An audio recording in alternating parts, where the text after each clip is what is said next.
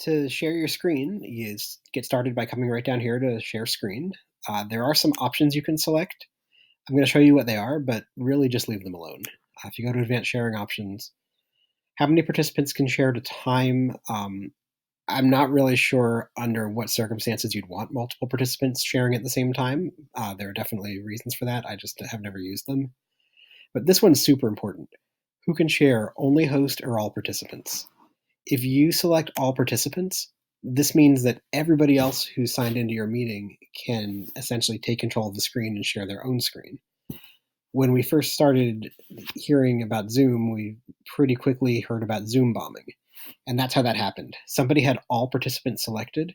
Somebody else signed into the meeting, shared something ridiculous and inappropriate on top of the host, and the host couldn't get rid of it.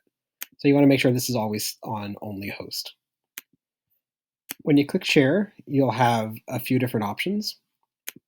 In the basic options, you'll have your entire computer desktop or just a tab from your browser. If you're sharing a document that everybody's working on, you really want to share it here in just your browser. The reason for that is when you share your whole desktop, anything else that pops up shows up to your whole meeting.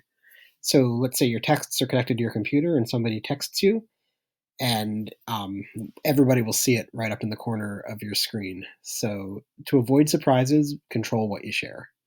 You can also share the whiteboard. We'll talk about that in a little bit. If you have a Mac, it really wants to connect to other Apple devices. Those are some options. In advanced, you can share a portion of your screen. This means you just draw a box and it shares what's inside of that box. You can share just the sound from your computer. I've never used this one. And you can share a second camera. Now, this is if you had a document camera attached to your computer and you wanted to share just what you were doing on that document camera without sharing your entire computer. Really useful if you have that. So for now, I'm going to just share my whole desktop, even though I warned you against it. Down here, you want to make sure Share Computer Sound is selected if you're going to be playing a video or doing anything else with audio. If you're showing a video and you don't have this selected, people will see the video on their screen, but they won't hear anything. So keep that selected. And then you hit Share.